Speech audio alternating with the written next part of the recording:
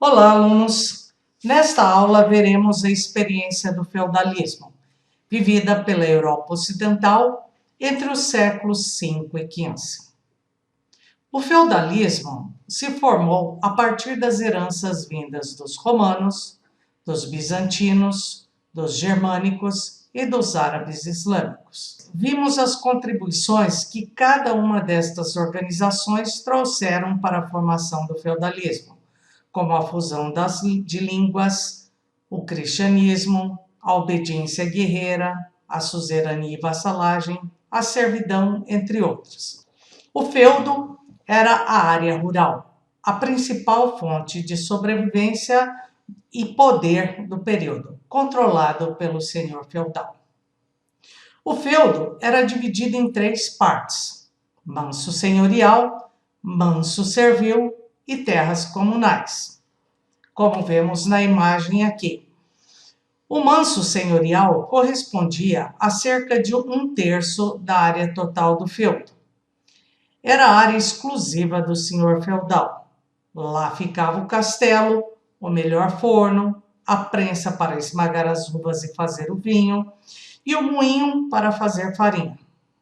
O manso servil era a área para a sobrevivência do servo, mas este precisava pagar uma série de taxas ao senhor feudal. Já as terras comunais eram áreas comuns aos senhores e servos. De lá, ambos usavam para o gado pastar para extrair madeira, mas a caça era uma atividade exclusiva do senhor feudal. A sociedade feudal era estamental, com difícil mobilidade social, e dividida em 3 ordens: clero, nobreza e servos. O clero era composto pelos membros da igreja, isto é, padres, monges, bispos, arcebispo, cardeais e o papa. Pertence ao primeiro estado. Seu papel dentro da sociedade era o de rezar, aqui dito, os que oram. A nobreza, formada por suzeranos e vassalos, pertencia ao segundo estado. Seu papel era o de guerrear, de proteger de ataques.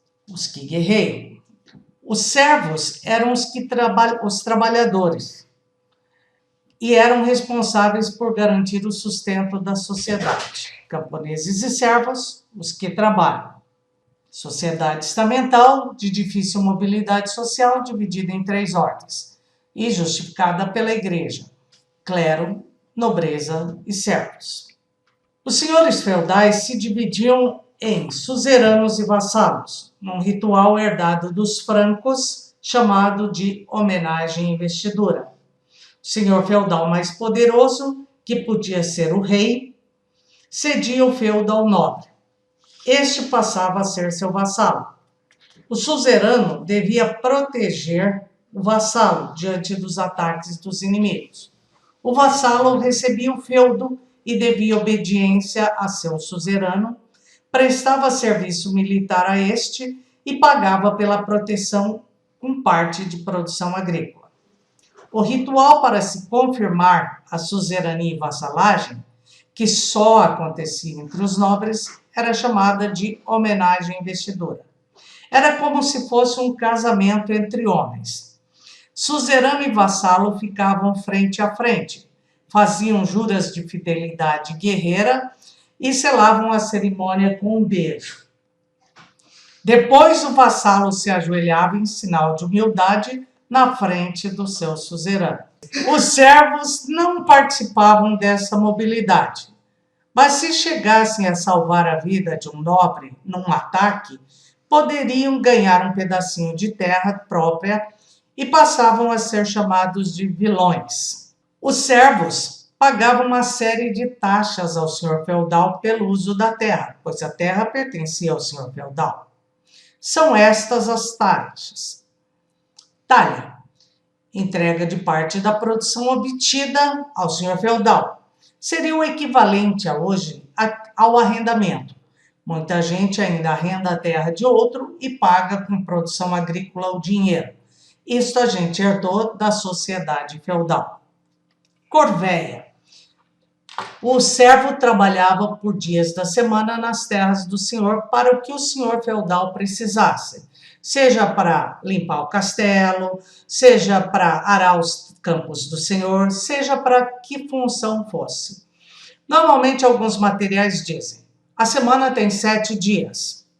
Durante 3 dias, o servo trabalhava nas terras do senhor, 3 dias na sua própria terra, e o dia de domingo era o dia de oração, de rezar, o dia dedicado a Deus. Banalidade era um pagamento especial pelo uso do forno. Ora, se assasse alguma coisa, uma parte era deixada para o senhor feudal. Na prensa, se amassavam as uvas para fazer vinho. Uma parte ficava para o senhor feudal. O mesmo se dava com o moinho. Moía-se uma parte de trigo em grãos e uma parte ficava da farinha para o senhor feudal. Ainda existia uma outra taxa chamada mão morta. Toda vez que o servo pai falecia, a família era obrigada a pagar uma quantia para o senhor feudal extra para que ele pudesse autorizar a permanência na terra para explorar e para viver a terra. O servo ainda pagava uma outra taxa, o dízimo, que naquela ocasião se chamava tostão de Pedro. Tostão quer dizer uma migalha, mas não era tão migalha assim, porque dízimo vem de dízima periódica, ou seja, 10%. Agora, vamos justificar um pouquinho como é que funcionava a igreja na sociedade feudal. Ela justificava e mantinha as diferenças sociais através de uma visão teocêntrica. Era a maior proprietária de terras na igreja na época medieval. Cobrava dos servos, como acabei de dizer, o tostão de Pedro.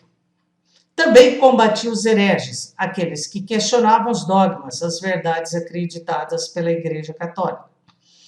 Também julgava os hereges nos chamados tribunais da Inquisição. Essa instituição era a mais organizada e poderosa da época e dava unidade nesse mundo fragmentado. Por que mundo fragmentado? Porque cada senhor feudal mandava na sua propriedade. Então, nesse sentido, nesse mundo fragmentado, quem dava coerência e sustentação era a Igreja Católica. Agora vamos se preparar. Você precisa fazer os exercícios do capítulo 8. Exercícios 1, 2 e 3, referentes à aula 22. Os exercícios 5, 6 e 7, referentes à aula 23. E bons estudos!